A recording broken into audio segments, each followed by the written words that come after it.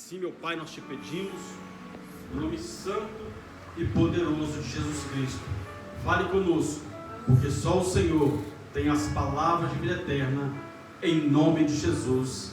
E você diz amém. Amém? Lucas 23, 39 diz assim: um dos malfeitores crucificados blasfemava contra ele, dizendo: não és tu o Cristo? Salva-te a ti mesmo e a nós também. Respondeu-lhe, porém, o outro, repreendendo-o, dizendo: nem ao menos teme a Deus, estando sob igual sentença? Nós, na verdade, com justiça, porque recebemos o castigo que os nossos atos merecem, mas este nenhum mal fez. E acrescentou: Jesus, lembra-te de mim quando vieres no teu reino. E Jesus lhe respondeu: em verdade te digo que ainda hoje estarás comigo no paraíso. Amém? Pode se assentar em nome de Jesus.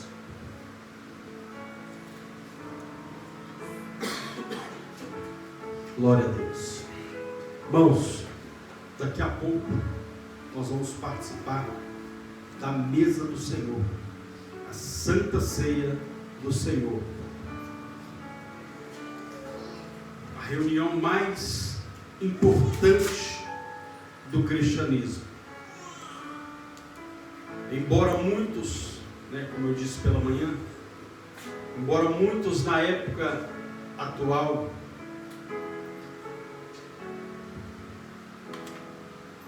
perderam o prazer de participar da ceia e perderam o prazer também de estar na casa do Senhor.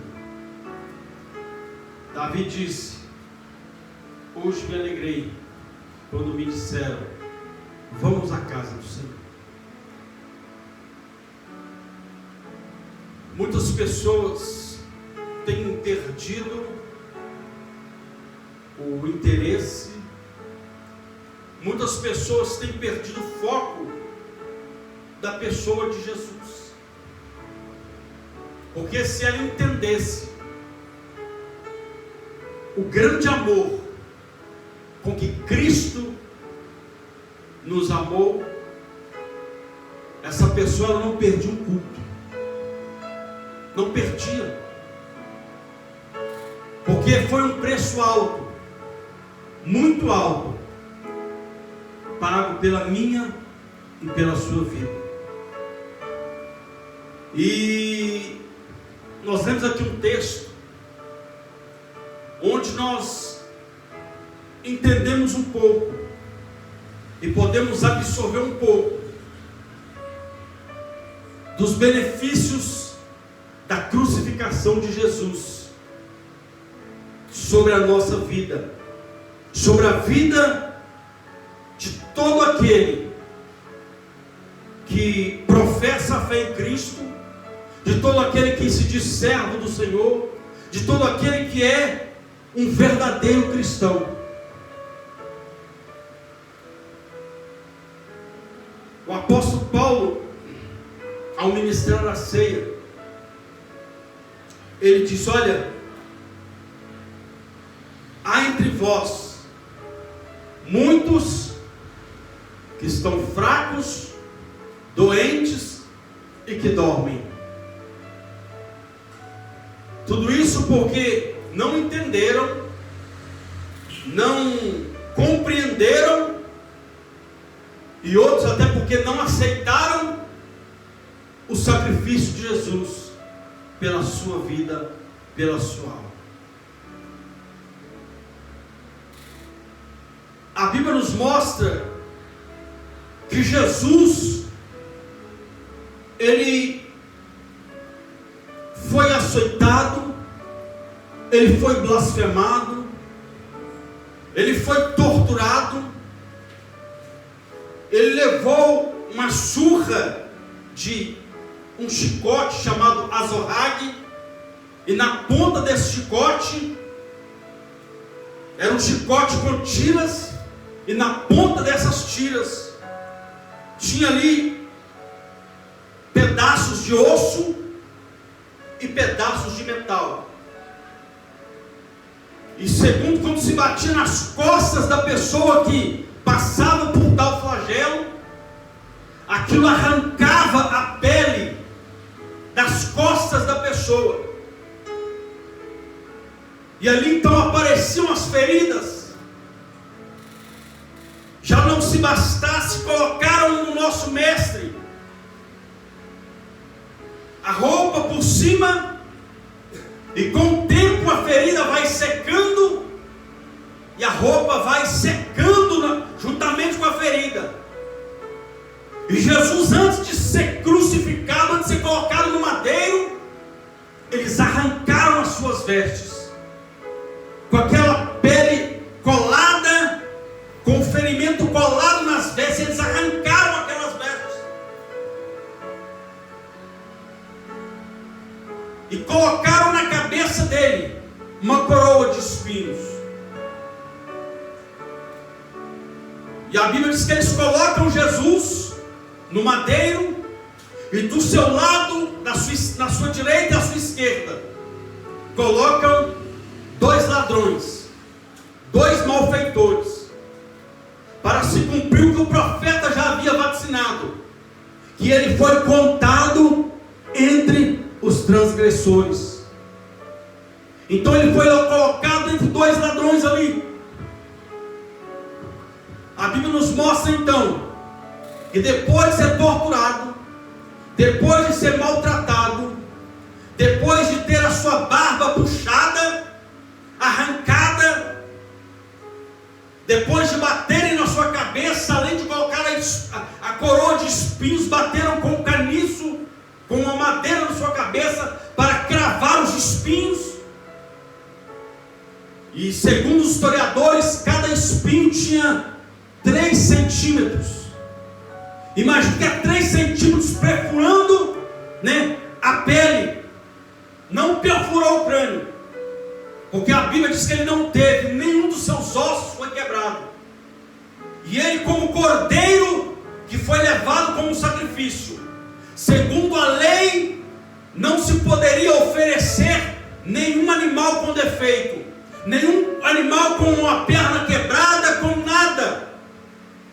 E Jesus foi esse cordeiro que foi oferecido sem mácula, sem pecado, sem mancha, sem nenhum defeito, que derramou o sangue dele para abrir a porta do céu. E hoje, eu e você, nós somos cidadãos do céu. Estamos aqui na terra de passagem, mas somos cidadãos do céu. Tem algum cidadão do céu aqui nessa noite? Então aplauda e glorifique esse Deus Todo-Poderoso. Mas ele passou por tudo isso. E a Bíblia diz então que colocam ele no madeiro, do seu lado um malfeitor, do outro lado o outro malfeitor.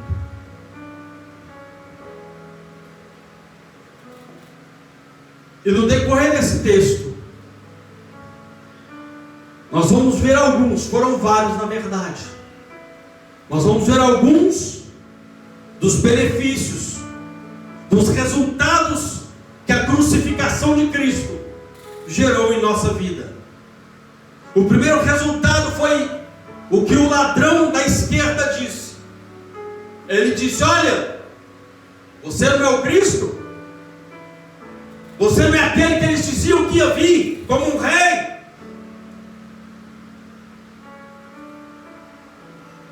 Você não é aquele que eles esperavam vir montado num cavalo branco, mas veio montado num jumento?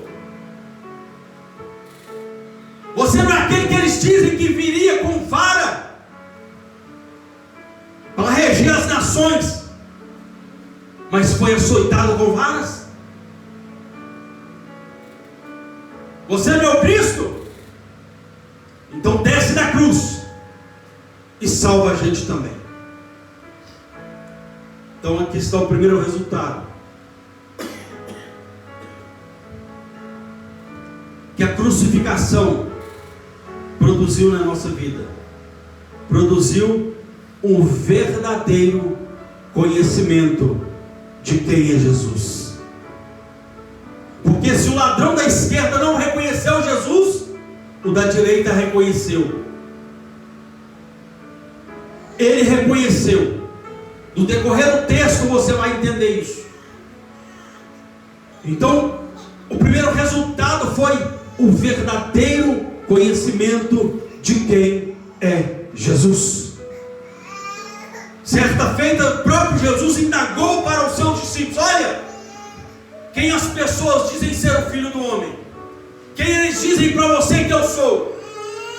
A Bíblia diz que cada um deu o seu relato. Olha, uns dizem que o senhor é João Batista, outros dizem que o senhor é Elias, outros dizem que o senhor é um dos profetas. Enfim, cada um deu o seu relatório. A Bíblia diz que Jesus olha para eles: tudo bem, agora e vocês? Quem eu sou para vocês? Quem vocês dizem que eu sou? A Bíblia diz que houve um silêncio. Ninguém falou nada. De repente, Pedro se levanta, o mesmo que um dia ia negá-lo, dizendo que nunca o conheceu, mas conhecia. Ele disse: tu és o Cristo, o Filho do Deus vivo. A Bíblia diz que Jesus olha para ele: você é bem-aventurado. Você é bem-aventurado, porque não foi carne e sangue que te revelou, mas foi o meu Pai que está no céu.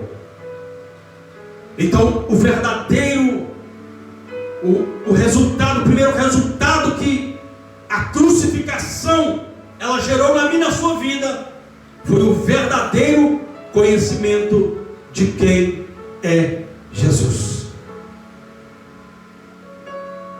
O apóstolo Paulo, a Bíblia diz que ele, no caminho de Damasco, ele viu um clarão, ele viu uma luz, e ele caiu por terra. E a Bíblia diz que ele escutou uma voz dizendo: Saulo, Saulo. Porque até então era Saulo, não era Paulo. Saulo, Saulo, por que me persegues? Paulo, sem saber, ele diz: quem é, Senhor? Eu sou Cristo. Paulo perseguia a igreja. E Jesus disse: por que me persegues? Então quem persegue Jesus, quem fala mal de você, quem te persegue, está perseguindo o próprio Cristo. Quem fala mal da sua vida, está falando mal do próprio Jesus.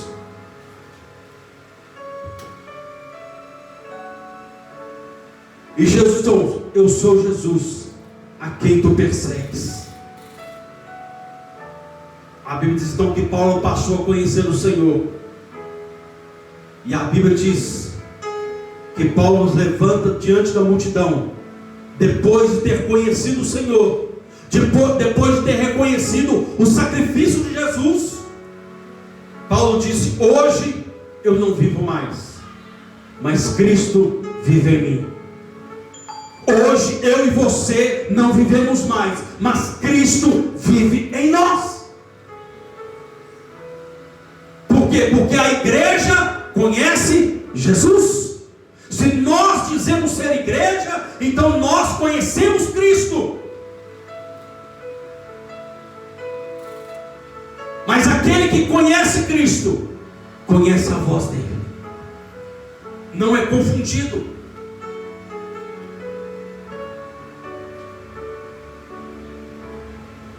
A Bíblia diz então que ela gerou um conhecimento, a ponto de quando Jesus entrega o seu Espírito, a Bíblia diz que houve uma escuridão na terra, a terra ficou escura.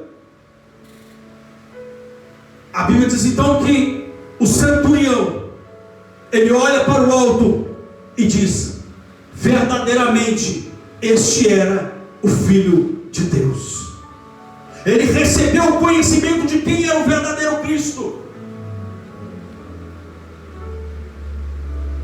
E a igreja, ela precisa conhecer o seu Senhor. Não, pastor, eu conheço Jesus.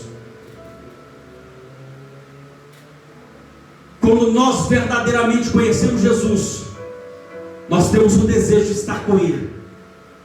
Nós temos o desejo de estar com Ele, de estar na casa dEle.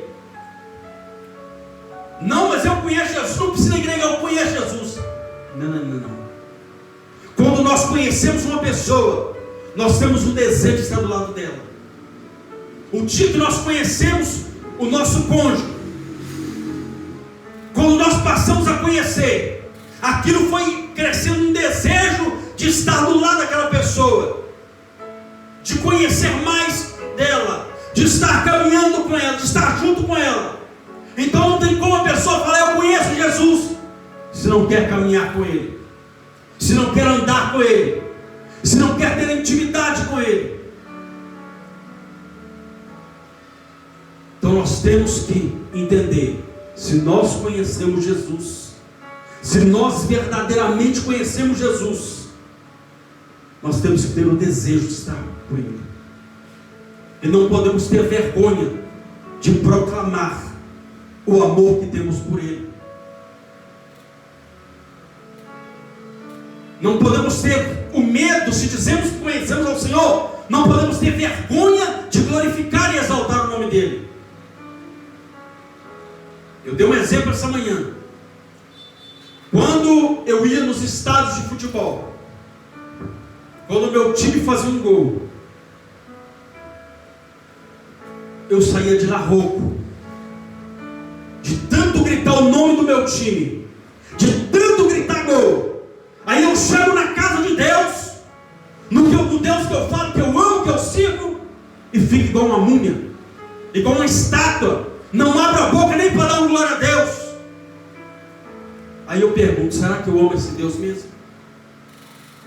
Porque o amor, ele é expressado, e uma das maneiras de expressar o nosso amor é adorando e glorificando aquele que é digno de toda honra, toda glória e todo louvor. Então, se você ama esse Deus, então não fique em silêncio, aplauda e glorifique Ele, exalte o nome dEle, porque Ele entregou a vida dEle para morrer no seu lugar.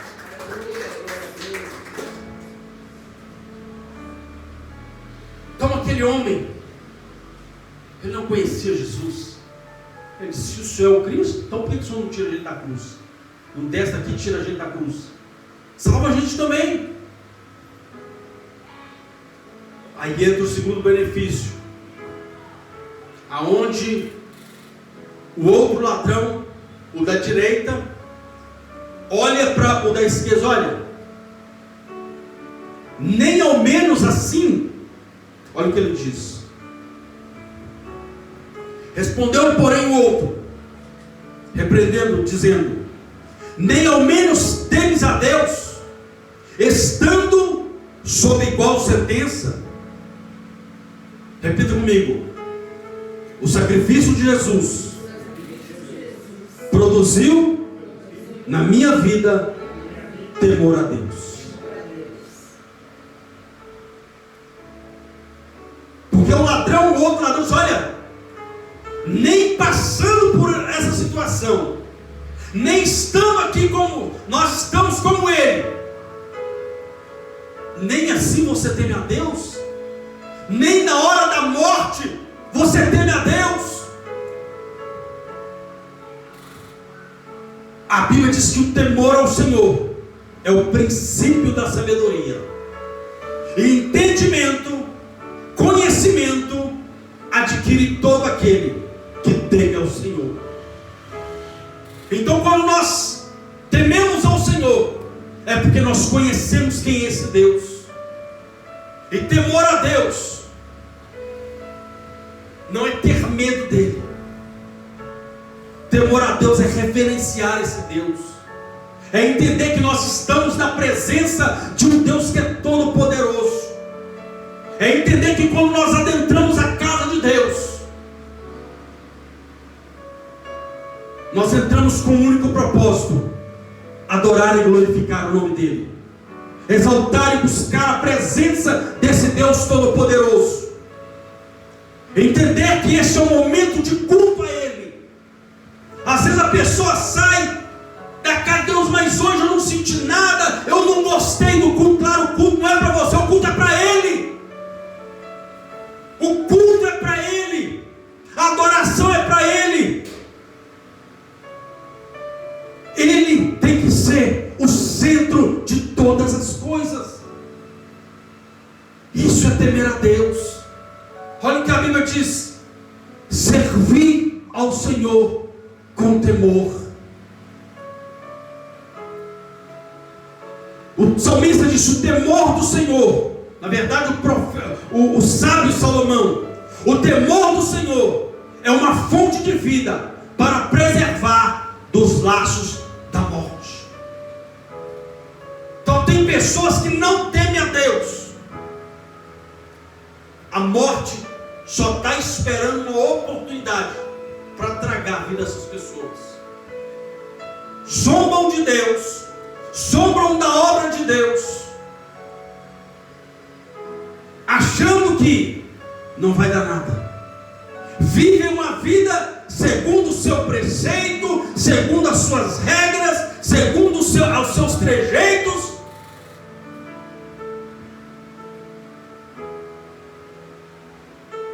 E não querem nem saber, nem se importar com a vontade de Deus para a sua vida. A Bíblia diz que não é vontade de Deus que ninguém se perca, mas a falta do temor a Deus tem levado muitos para a sepultura, tem levado muitos para o inferno. É o temor a Deus. A Bíblia diz que houve um homem chamado Belsazar. Este homem era um rei da Babilônia. O seu pai Nabucodonosor foi um homem que também foi um rei.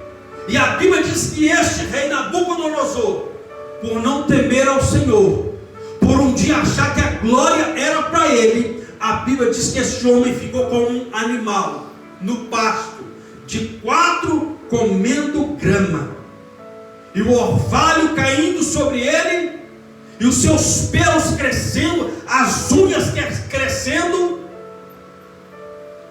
E eu creio que foi até desse texto que eles inventaram a figura mitológica do lobisomem, um homem em forma de animal.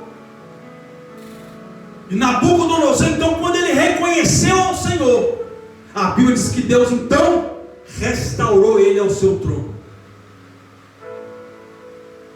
E o seu filho Belsazar, mesmo sabendo, porque o texto bíblico diz que ele sabia que o pai dele, o que o pai dele tinha passado por não temer a Deus, só que ele mesmo assim continuou não temendo ao Senhor. A Bíblia diz então que um dia ele disse: olha, vou fazer uma festa de arromba, vou convidar 1000 pessoas. Imagina uma festa de 1000 pessoas, imagina o tamanho da mesa, imagine, meu irmão, minha irmã, o tanto de comida que ia ser feito, o tanto de bebidas que iam ser servidas, o tanto de pessoas que está servindo nessa festa. 1000 pessoas. E a Bíblia diz então que no auge da festa, no auge da sua emoção, no auge da sua embriaguez, no auge da sua falta de temor a Deus, a Bíblia diz que eles dão uma ordem: olha, vão lá nos tesouros reais, tragam para mim os utensílios que o meu pai trouxe de Jerusalém, quando nós entramos lá e trouxemos o povo cativo. Tragam os utensílios. E ele começou a exibir aqueles utensílios de ouro. De repente a Bíblia diz que ele pega uma taça dos utensílios consagrados ao Senhor, e a Bíblia diz então que ele começa a beber vinho naquela taça e servir os seus convidados e as suas concubinas. A Bíblia diz que então, à meia-noite, ele enxergou uma mão escrevendo na parede: Mene, mene, tekel, parse. A Bíblia diz que ele ficou doido. Ele ficou sem entender que mão é essa. O que está escrito ali? Eu nunca vi esse idioma. Claro, meu irmão. Quem é da terra não entende o idioma do céu. Quem não teme ao Senhor não entende das coisas de Deus e ainda zomba. Mas uma coisa é certa: a cruz nos gerou algo que ninguém está isento. A Bíblia diz que esse homem então, ele ficou espantado, chamou seus adivinhos, seus encantadores. Olha, o que está escrito ali? Ninguém soube nada. De repente, lembra, olha, tem um rapaz aí, um tal de Daniel, que ele tem o dom de interpretar as visões, interpretar os enigmas. A Bíblia diz que Daniel vem e interpreta: mene, mene, pesado foste na balança, tekel, achado foste em falta, Parzim, o seu reino será destruído e os seus bens entregue para os seus adversários.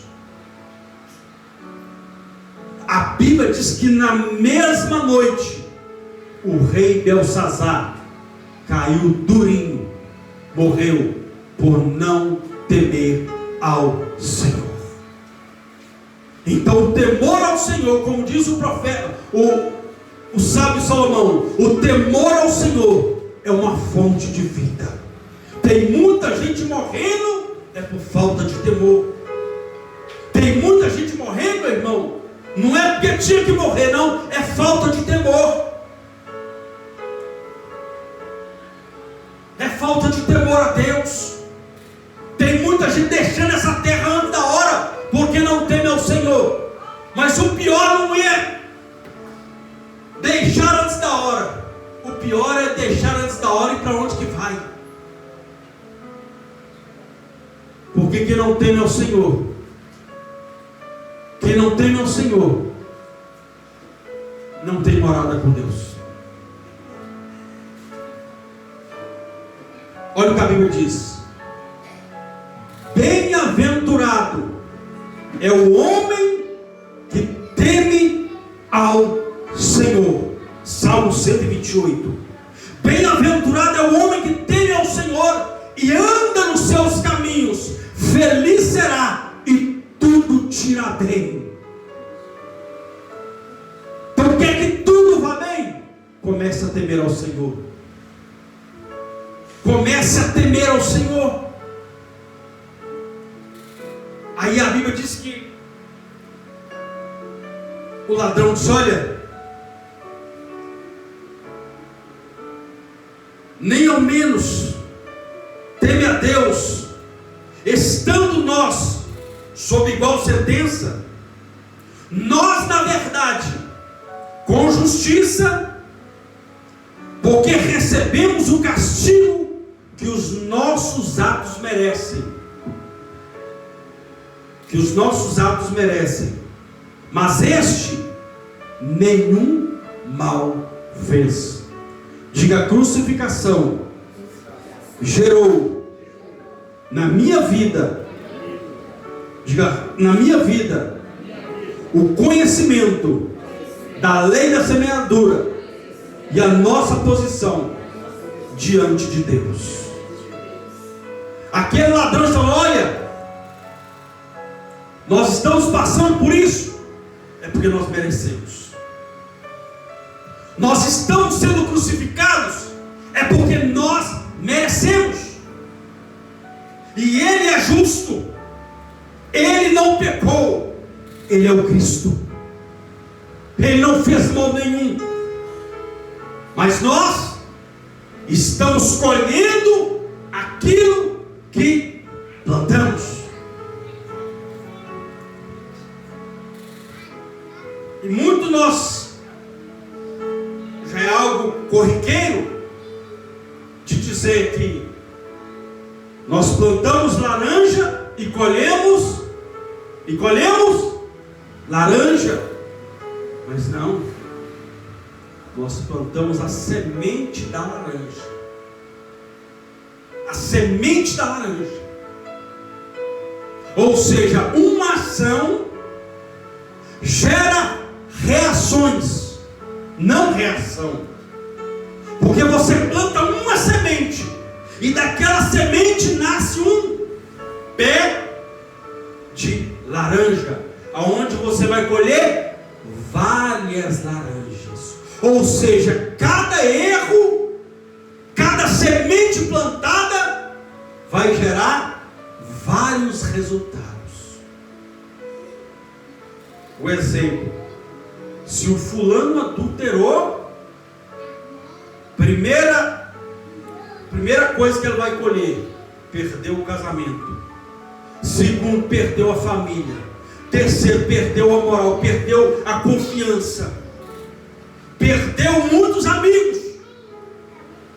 Vai só perdendo, a ponto de alguns parar até na rua, debaixo da ponte.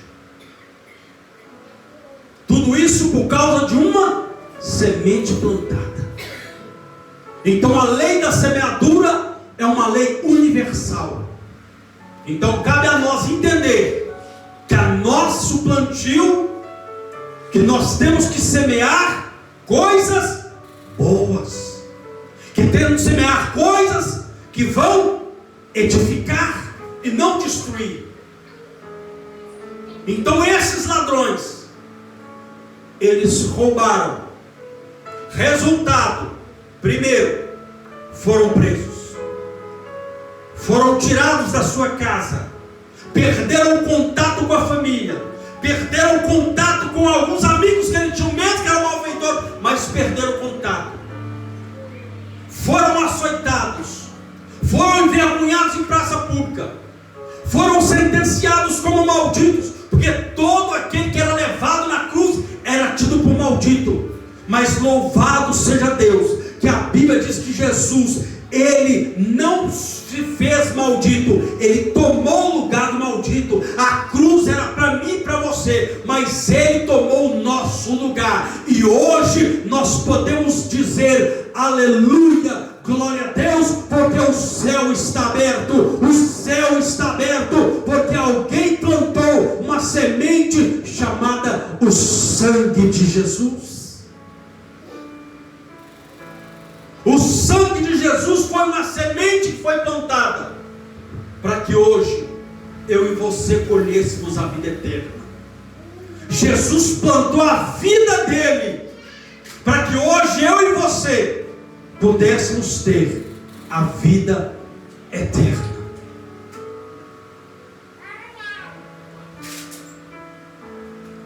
A Bíblia diz: de Deus ninguém zomba, de Deus ninguém escarnece. Tudo aquilo que o homem plantar, isso com certeza ele ceifará, ele vai colher. Então a lei da semeadura, meu irmão, para aquele que teme a Deus, ele sabe o que ele tem que plantar, ele sabe o que ele tem que plantar. Se ele está plantando coisa ruim, ele pode esperar, vai acontecer coisa ruim. Se ele tem o conhecimento de quem é o Senhor, se ele tem o conhecimento de quem é esse Deus poderoso, ele vai plantar coisas boas. Mas se ele não tem, meu irmão, ele sai plantando ele sem saber, e vai plantando, e vai plantando. Só que uma hora a colheita chega, uma hora a colheita chega. Só que toda semente, para ela germinar, ela é regada.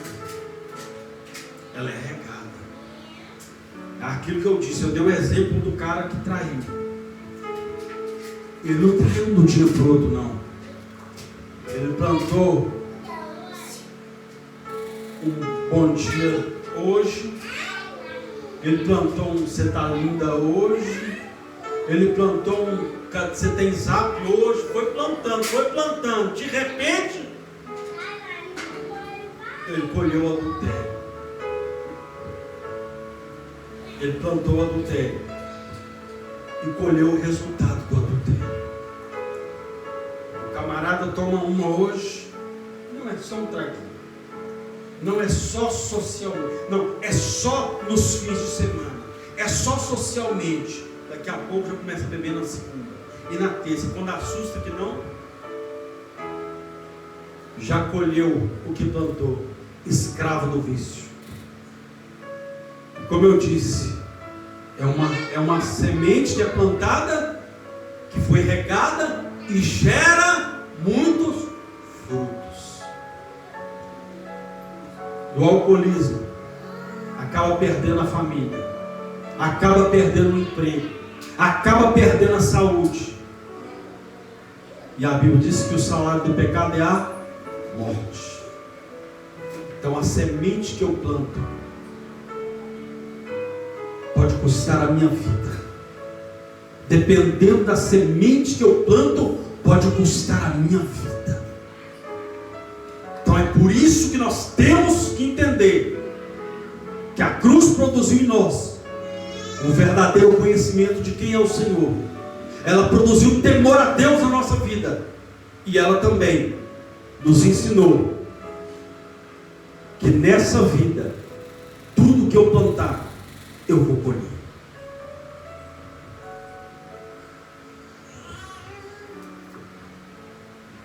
O ladrão disse: olha, nós estamos aqui porque plantamos. É o resultado do nosso plantio. Mas ele nunca fez nada de errado. Ele não pecou. Ele não traiu. Ele não matou. Mas graças a Deus, que mesmo assim, mesmo sem plantar,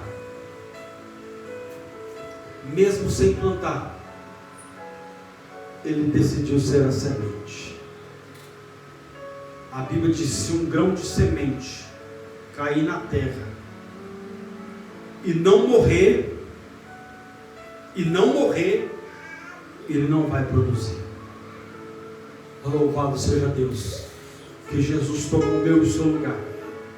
Ele foi como uma semente plantada na terra, e essa semente ressuscitou. Ela germinou e gerou muitos frutos. Cadê o fruto da semente que é Cristo? Cadê o fruto da semente que é Cristo? Quem é grato por ser fruto da semente que é Cristo? Quem é grato? Então glorifique e exalte esse Deus poderoso. Nós somos frutos da semente dele.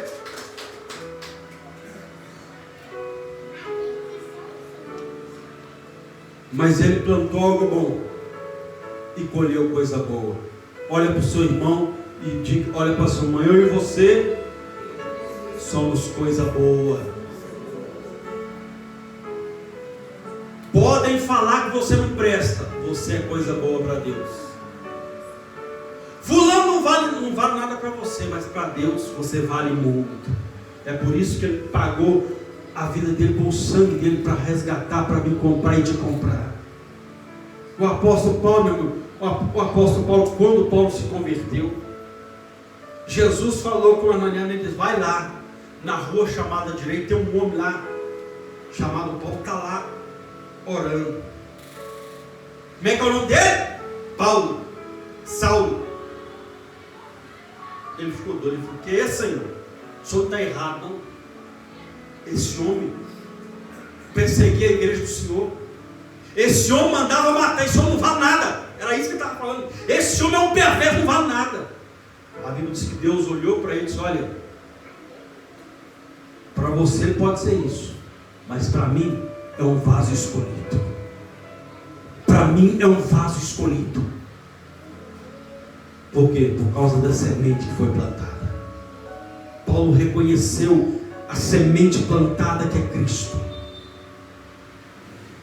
Então, se a semente não fosse plantada, se ela não germinasse, se ela não morresse, ela não ia gerar frutos. Então foi preciso Jesus passar pelo processo da morte. Mas a morte é tão fraquinha, mas tão fraquinha, que nem a morte pôde prender ele. A Bíblia diz que nem a morte conseguiu matar o nosso Senhor. A Bíblia diz que ele se entregou. A morte é tão fraquinha. Eu imagino a morte tentando matar Jesus, principalmente naquelas, figura alegórica de ver lá a morte, um homem de preto com uma foice na mão, Tem muita alegoria dos personagens por aí, até um que fala que é o amostradinho. Ele está lá com a foice. A pessoa imagina a morte assim. Imagina a morte está lá querendo matar Jesus e não conseguiu. Não consigo. Aí Jesus está bom, eu me entrego. Diz que o próprio Jesus entregou a vida dele. Ele entregou o espírito dele. A morte não teve poder para matar Jesus. E nem poder para manter ele morto. Porque a Bíblia diz que ao terceiro dia as cadeias da morte foram quebradas e ele ressuscitou. E o que é melhor, ele está aqui nessa noite para abençoar a sua vida. Se você crê na presença dele, então aplaude e glorifica a esse Deus que está presente no nosso meio. Ele mesmo falou: eu estou convosco todos. Então ele está aqui. E é só para quem crê. Não quem passa na rua. Eu estou vendo um monte de gente, estou vendo uns pessoal lá. Ele está aqui, meu irmão. Isso é só para quem crê. Ele está aqui nessa noite. É ele que está falando com a igreja. A Bíblia diz então que ele diz: olha, nós colhemos o que plantamos, mas ele mal nenhum fez. E acrescentou: Jesus, lembra-te de mim quando vieres no teu reino. Repita comigo: lembra-te de mim quando vieres no teu reino.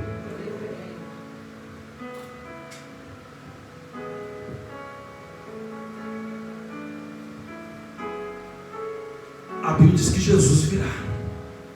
Ele virá. A primeira vinda ele veio montado no jumento, sim. Mas na segunda vinda ele virá montado num cavalo branco.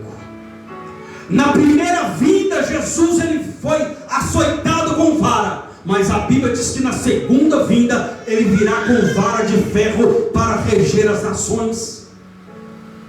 Na primeira vinda, colocaram na cabeça dele uma coroa de espinho, mas quando ele vier, ele virá com uma coroa de glória, e virá com uma coroa para entregar para aqueles que foram fiéis até a morte.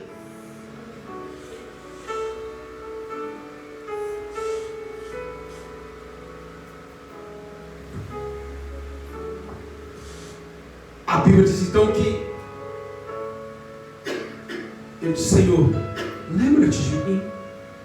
Ou seja, tem misericórdia de mim quando o Senhor voltar, porque eu sei que o Senhor vai reger as nações, o Senhor vai acertar conta com aqueles que não temem ao Senhor. Ele diz: lembra-te de mim quando vieres no teu reino. Eu imagino Jesus dizendo: não. Misericórdia? A minha misericórdia, ela não tem fim. Ela não tem fim. Mas entenda uma coisa: eu não vou me lembrar de você quando eu vier no meu reino, não. Sabe por quê? Porque ainda hoje você vai entrar lá comigo. Ainda hoje você estará comigo no paraíso.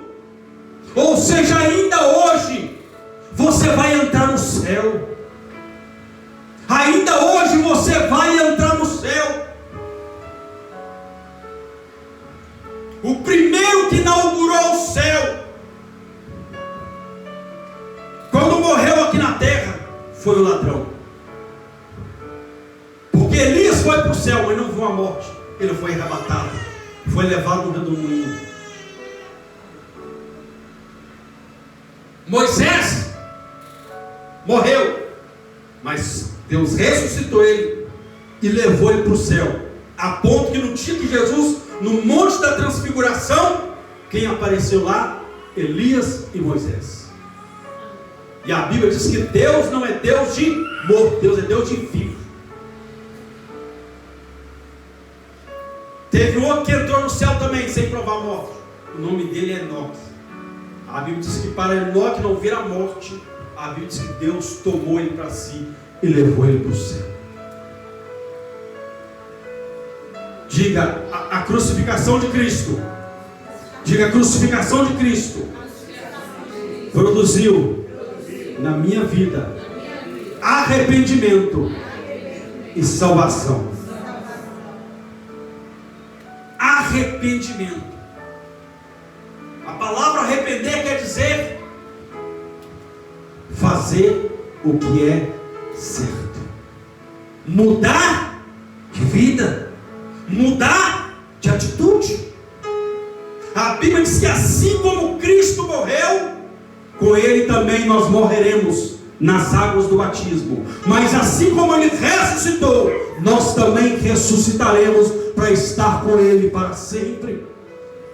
Então o céu está aberto para mim e para você, que entendemos que temos que temer ao Senhor, que conhecemos ao Senhor, e entender que nós sabemos o que temos que plantar. O céu está aberto. Olha o que a Bíblia diz, e dizendo: o tempo está cumprido e o reino de Deus está próximo.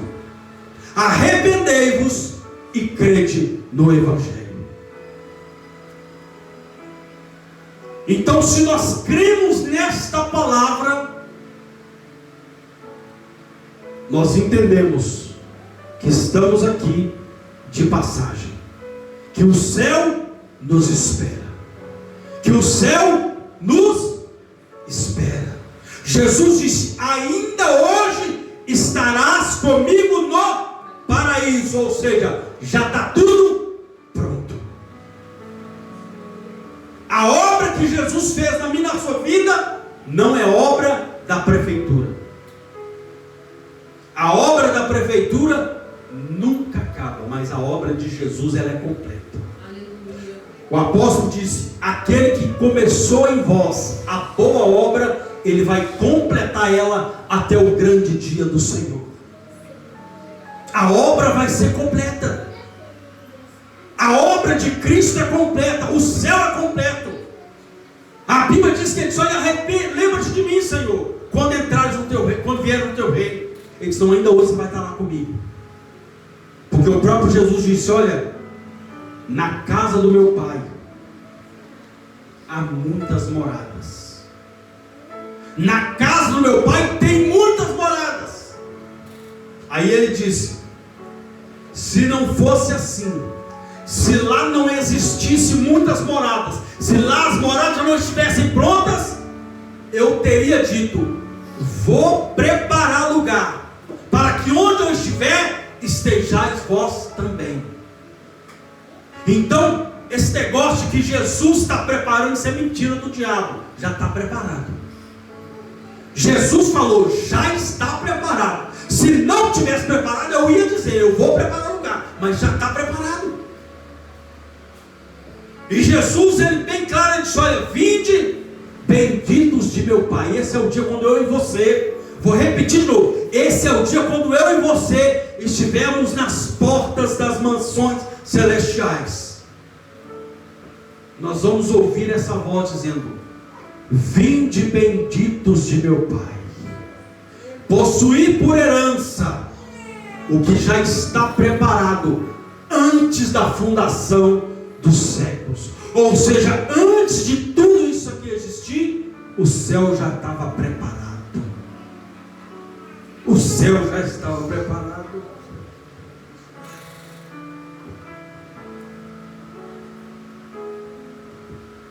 Então entenda uma coisa: arrependimento. Arrependimento. A Bíblia diz que Judas andou com Jesus 3 anos e meio e nunca se arrependeu. Teve a oportunidade? Teve. No dia em que ele entregou Jesus, é por isso que eu gosto de sempre dizer: eu não posso impedir ninguém de batizar, e também não posso impedir ninguém de participar da ceia, porque Judas participou da ceia. Jesus falou a Judas: ó, você vai me trair, então pode largar o pão, pode largar o vinho, pode, caça a sua turma.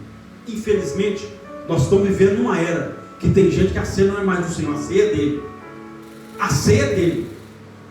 Quem vai participar é só fulano, aquele não vai participar, que aquele é pecador. Meu irmão, isso aqui é para pecador mesmo, mas é para pecador que se arrepende, é para arrependido. Jesus veio e foi para quem está doente. A Bíblia diz então que Jesus não falou: ô Judas, não vai dar para você participar da ceia não, meu amigo. Você vai me trair, você já está com o dinheiro no bolso para lá e pegar, já está com como diz, se naquela época tivesse Pix, né?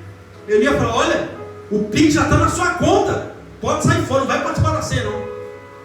Jesus só falou: olha, aquele que vai me trair, ele vai molhar o pão. E foi o que aconteceu.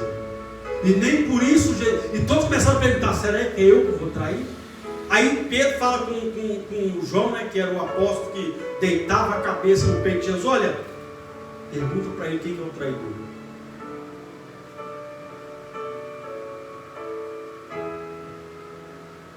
Aí Pedro olha para o Senhor: Senhor, vou com o Senhor até no final. Jesus olha para ele: ô Pedro, você não sabe de nada, inocente. Antes do galo cantar, você vai me entregar, você vai me negar. Antes do galo cantar, você vai me negar 3 vezes. A Bíblia diz então que Judas, quando ele ia para trair Jesus, Jesus fala com ele: amigo, meu amigo. Ele poderia sair dali: quer saber de uma coisa? Não vou vender o meu mestre, eu me arrependo. A Bíblia diz que ele foi lá, pegou o dinheiro, pegou o Pix, deu um beijo em Jesus, e eles falaram: aquele que eu beijar ele. Quando ele viu que ele tinha plantado algo ruim, a Bíblia diz que ele foi se enforcar e morreu. Não se arrependeu, ele teve remorso, porque o arrependimento ele te faz mudar de atitude. O arrependimento ele te faz largar aquilo que te afasta de Deus. A Bíblia diz que quando chegou a vez de Pedro, está lá Pedro, a multidão levando Jesus, Jesus carregando a cruz. De repente Pedro, de longe olhando, a Bíblia diz que ele entra no meio do povo que estava ali à noite, né? Ele chega no meio daquele povo. De repente alguém olha: opa, eu te conheço, você é um deles. Ele: opa, que é isso? Nunca vi. Não sou eu não, você está enganado. Ele saiu dali, né, para não ser reconhecido, foi para outro lugar. Alguém chega: mas peraí, você andava com eu? Tá doido? Até o seu jeito de falar te condena. Meu irmão, quando você decide caminhar com Jesus, não dá para esconder o brilho dele não dá para esconder a identidade dele não. Aonde você for, porque Jesus conhecia o coração de Pedro.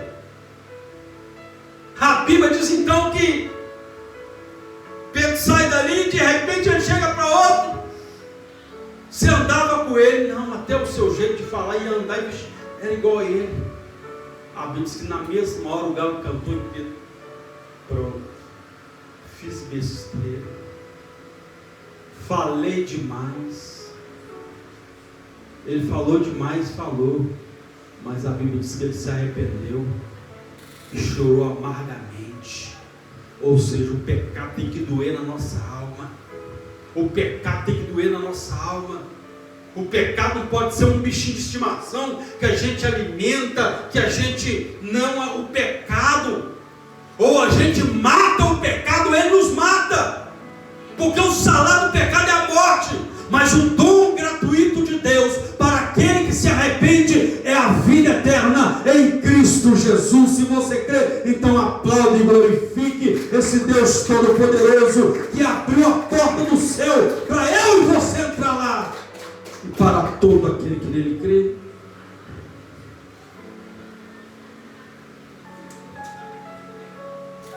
Mas o céu não está fechado, o céu está aberto. Nós temos que entender que o sacrifício, e não podemos tornar o sacrifício de Jesus em vão. Temos que sair daqui entendendo que nós conhecemos o verdadeiro Deus. Temos que sair daqui com temor no coração. Temos que sair daqui entendendo: eu não posso plantar qualquer semente. E temos que sair daqui entendendo: todos os dias eu preciso melhorar. Todos os dias eu preciso renunciar. Todos os dias eu tenho que perder algo. Eu tenho que perder a minha vida, porque a Bíblia diz que Ele plantou a semente da vida dele, para que eu e você tivéssemos a vida eterna. E Ele mesmo disse: aquele que não perder a sua vida por amor a mim e ao Evangelho, não é digno do meu reino.